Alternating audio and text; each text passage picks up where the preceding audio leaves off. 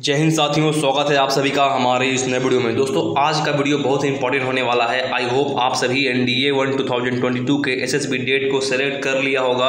जो NDA 149 का जो अभी फिलहाल SSB डेट सिलेक्शन लिंक अभी जारी हुआ है इसी जॉइन इंडियन आर्मी के साइट पे, तो आई होप आप सभी ने अपना डेट सेलेक्ट कर लिया होगा। और अभी जो आज का इस वीडियो का मेन टॉपिक है ये है कॉल लेटर से रिलेटेड, और इसके अलावा कैंडिडेट के कुछ डाउट आ रहे थे, जैसे कि कुछ लोग अपना डेट चेंज करना चाहते हैं, कुछ लोग अपना सेंटर चेंज करना चाहते हैं, और जर्नी डिटेल्स किस तरह से फिल करना है, बैंक डिटेल्स किस तरह से फिल करना है। तो इसको लेकर मैं आपको आज के इस वीडियो में बात करने वाला हूं। इसीलिए आप इस चैनल पे अगर पहली बार आए हैं तो चैनल को सब्सक्राइब कर लें, क्योंकि आगे आने वाले वीडियो में मैं आपको कॉल लेटर का एक डिटेल एक्सप्लेनेशन के साथ साथ जितने सारे फॉर्म्स होते हैं सारे फॉर्म्स को लाइव फिलअप करके दिखाऊंगा, और इसके साथ साथ जो आइटम्स आपको कैरी करने हैं उसको बारे में भी मैं आपको आगे आने वाली वीडियो में बता दूंगा।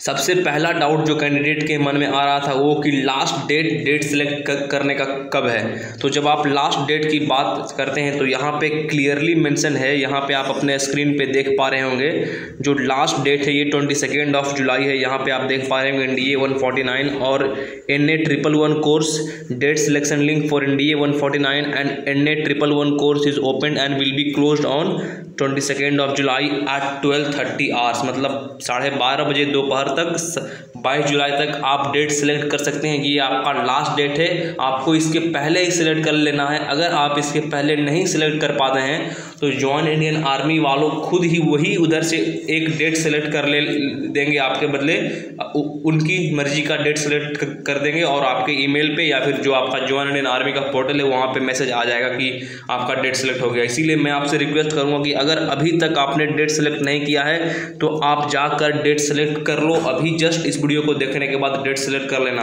अब किस तरह से करना है तो इसके लिए तो मैंने आपको इसके पिछले वाले वीडियो में बता रखा हूँ कि किस तरह से करना है। तो जो इसके बाद जो मेन डाउट है वो है कि इसका कॉल लेटर अभी आया है कि नहीं आया है। तो फिलहाल मैं आपको आपकी जानकारी के लिए बता दूं कि इसका कॉल लेटर अभी तक नहीं आया है, क्योंकि जब आप इस डाउनलोड्स वाले ऑप्शन पे क्लिक करेंगे तो यहाँ पे आप देख पा रहे हैं जो लेटेस्ट कॉल लेटर है यहाँ पे जैग एंट्री वालों के लिए है, वो कि वुमेन 29th कोर्स, उसके बाद NCC एंट्री वालों के लिए 52nd कोर्स। तो इन सब का SSB इंटरव्यू अभी फ़िलहाल अभी जारी है, चल रहा है। जो यहाँ पे इलाहाबाद के लिए है, सिमिलरली यहाँ पे बेंगलोर के लिए भी NCC एंट्री के लिए SSB का अभी कॉल लेटर आया था, वो अभी इसका SSB चल रहा है। इसके बाद भोपाल का है, भोपाल के बाद कपूरथला, फिर जो NDA 148 कोर्स जो कि पिछला NDA था NDA 2 2021, उसका कॉल लेटर यहाँ पे आपको देखने को मिल जाएगा, अलग अलग एयरफोर्स सेंटर का, उसके बाद नेवी सेंटर का भी आपको देखने को मिल जाएगा। तो फिलहाल अभी कॉल लेटर नहीं आया है, और आने के साथ जैसे ही आएगा आपको इसी चैनल के माध्यम से जानकारी मिलेगा, और यहाँ पर मैं आपको लाइव कॉल लेटर को फिलअप करके भी दिखाने वाला हूँ। अब देखिए जो नेक्स्ट डाउट आ रहा था कि क्या आप अपना डेट सिलेक्शन लिंक, मतलब जो डेट आपको अलॉट किया गया है, क्या आप उसे चेंज कर सकते हैं या क्या आप अपना सेंटर चेंज कर सकते हैं। तो सबसे पहले मैं आपको इसके लिए एक जानकारी देना चाहता हूं कि मान के चलो आपका फर्स्ट चॉइस इस बार अपने फॉर्म फिलअप के टाइम में आपने आर्मी दिया था, और अभी फ़िलहाल आप एयरफोर्स में चेंज करना चाहते हैं, या फिर मान के चलो आपने अपना फर्स्ट चॉइस फॉर्म फिलिंग के टाइम में एयरफोर्स दिया हो, या फिर अभी आप आर्मी चेंज करना चाहते हैं, तो उस केस में क्या पॉसिबल है। तो मैं आपको जानकारी के लिए बता दूं कि अभी पॉसिबल नहीं है। जो भी आपको चॉइस ऑफ सर्विस अलॉट हुआ है, जो भी आपको सेंटर अलॉट हुआ है, आपको उसी सेंटर में आपको SSB देने के लिए जाना है। अगर आप एयरफोर्स के लिए हैं तो आपको गांधीनगर, मैसूर, देहरादून या फिर गुवाहाटी से सेंटर या फिर वाराणसी सेंटर आया होगा, या फिर अगर आपका फर्स्ट चॉइस आर्मी था फॉर्म फिलिंग के टाइम में तो उस केस में आपका भोपाल, इलाहाबाद वाले इस टाइप से सेंटर आपको आया होगा। और नेवी के जो अलग अलग सेंटर है, जो कि आपका बेंगलोर में भी नेवी का सेंटर है, भोपाल में भी नेवी का सेंटर है, फिर विशाखापट्टनम में भी नेवी का सेंटर है, कोलकाता में भी नेवी का सेंटर है, तो इस केस में आपका सेंटर अलग अलग होगा। तो सबसे पहले है कि आप अपना सेंटर चेंज नहीं कर सकते हैं। अब हम बात करते हैं डेट। तो आपके जो आपने जब लॉगिन करेंगे जॉइन इंडियन आर्मी की साइट पे तो इस टाइप का एक इंटरफेस ओपन होगा, डैशबोर्ड में लास्ट में आपका डेट सिलेक्शन लिंक आएगा। जब आप इस डेट सिलेक्शन लिंक वाले ऑप्शन पे क्लिक करेंगे तो जो भी आपका सेंटर हो, अलग अलग सेंटर के हिसाब से इस टाइप से इंटरफेस ओपन हो जाएगा। अभी कुछ लोग पूछ रहे थे कि इलाहाबाद सेंटर का डेट दिखाओ, भोपाल सेंटर का डेट दिखाओ, तो यही अभी आपके स्क्रीन पे भोपाल सेंटर का डेट आ रहा होगा। एक बार इसको आप स्क्रीनशॉट भी ले सकते हैं। ये NDA 149 कोर्स के लिए है। तो इसको अगर आपने अभी तक डेट सेलेक्ट नहीं किया है तो आपको जो भी डेट सही इसमें लग रहा है उसमें आप यहाँ पे सेलेक्ट वाले ऑप्शन पे क्लिक करके सेलेक्ट कर सकते हैं। और एक जानकारी मैं आपको बता दे रहा हूँ कि अगर आपने एक बार डेट सेलेक्ट कर लिया तो वो फिर चेंज होना बहुत ही मुश्किल है। वो कुछ एक्सट्रीम कंडीशन में ही चेंज होता है, otherwise you can not change your date selection link once you select the date for once.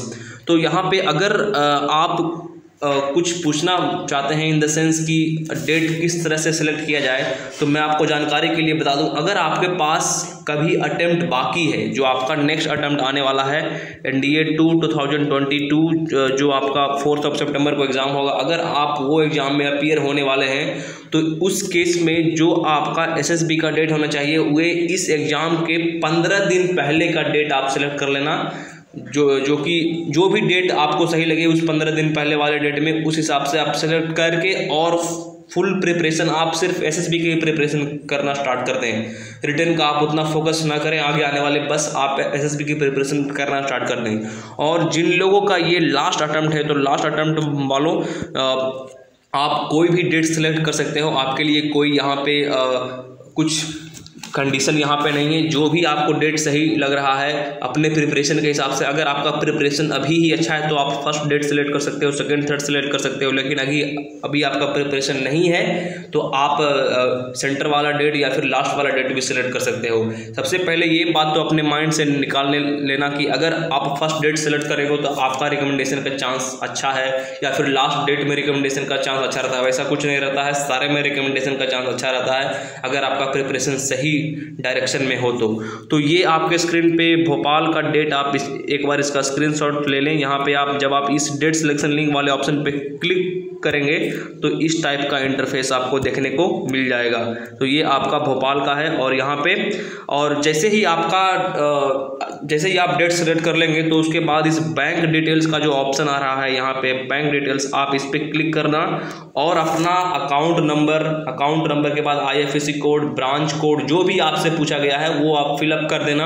और वहाँ पे बेनिफिशियरी नेम में जिसका अकाउंट नंबर आप दे रहे हो उसका नाम वहाँ पे मेंशन कर देना। एक आपसे इसी बैंक डिटेल्स में पूछा जाएगा बेनिफिशियरी नेम, तो इस केस में जिसके नाम से बैंक अकाउंट है इस यहाँ पे ये मेंशन नहीं किया गया है कि वो बैंक अकाउंट आपके नाम से होना चाहिए। आप अपने फादर का बैंक अकाउंट, मदर का बैंक अकाउंट या फिर अपने एल्डर ब्रदर का बैंक अकाउंट, एल्डर सिस्टर का बैंक अकाउंट, जो भी हो, अंकल का बैंक अकाउंट, जिसका भी बैंक अकाउंट देना है आप उसका बैंक अकाउंट दे दो। IFSC कोड जो भी उसमें डिटेल मांगा है वो दे दो।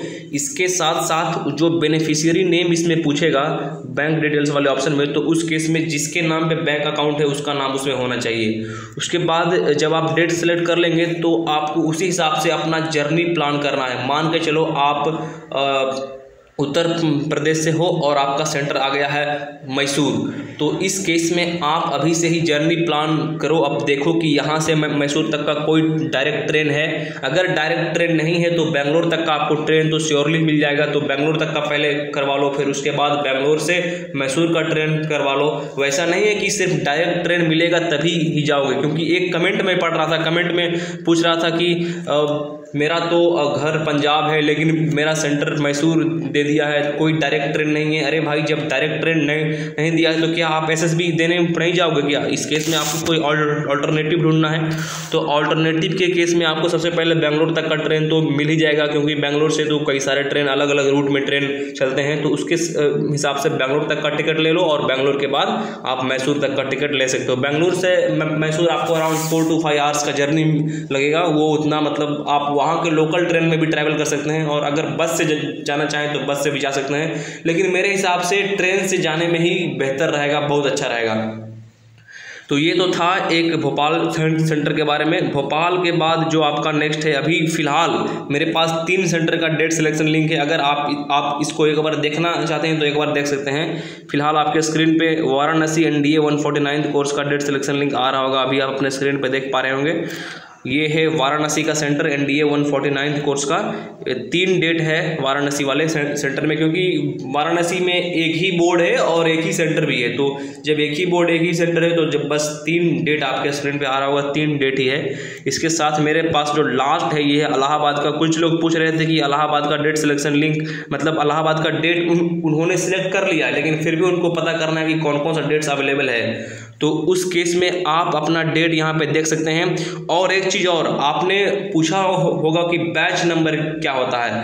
तो जो भी आपका सेंटर है, जो भी डेट आप सेलेक्ट करोगे उसका बैच नंबर यहाँ पे क्लियरली मेंशन है। तो सबसे पहले आप इसका स्क्रीनशॉट ले लो। इसके बाद जो भी आपने डेट सेलेक्ट कर रखा है उस डेट सिलेक्शन लिंक वाले ऑप्शन से यहाँ पे देख लो कि आपका बैच नंबर क्या है। मान के चलो आपने 18 अगस्त सेलेक्ट किया है, तो जो जिसका SSB 18 अगस्त का है इलाहाबाद में, उसका बैच नंबर 15097 होने वाला है। तो इस केस में आप अपना बैच नंबर भी देख सकते हैं।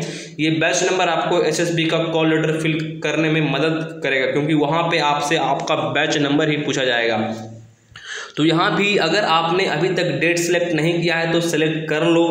और अगर आपको कुछ डाउट आ रहा है कि डेट किस तरह से सिलेक्ट करें, तो मैं आपको इसके लिए जानकारी दे ही दिया हूं कि अगर आपके पास कोई अटेम्प्ट, मतलब अभी जो आगे आने वाला NDA अटेम्प्ट बाकी है, आप उसमें अपीयर हो रहे हो, तो उस केस में आप वही डेट सेलेक्ट करो जो इसका SSB जो आपका नेक्स्ट रिटन एग्जाम है 4 सितंबर को, इसके पहले आपका SSB कंप्लीट हो जाना चाहिए। इसके 15 दिन पहले ही आपका SSB इंटरव्यू कंप्लीट हो जाना चाहिए। और इसके साथ साथ अगर आपका लास्ट अटेम्प्ट है तो अपने प्रिपरेशन के हिसाब से जो भी डेट आपको सूट कर रहा हो उस डेट को आप सिलेक्ट कर सकते हैं। अगर आपके पास अभी प्रिपरेशन नहीं हुआ है, प्रिपरेशन आप करना और चाहते हैं, तो आप सितंबर वाला डेट भी ले सकते हैं। वरना अगर आपका प्रिपरेशन अच्छा है तो आप अगस्त वाले डेट से भी जा सकते हैं। तो ये तो था भोपाल, इलाहाबाद और वाराणसी का मैं एक कंप्लीट ओवरव्यू दे चुका हूं, क्योंकि अभी मेरे पास इन 3 सेंटर का ही डेट है। और वैसे जो भी आपका डेट हो तो आप अपने हिसाब से जो भी आपको सही लगे कोई भी डेट आप सेलेक्ट कर सकते हैं। सबसे पहले तो ये तो अपने माइंड से निकाल लो कि आप अगर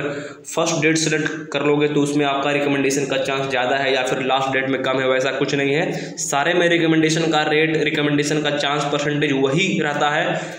यहाँ पे सिर्फ प्रिपरेशन पे जो कैंडिडेट का परफॉर्मेंस रहता है 5 डेज में, उस पर डिपेंड करता है।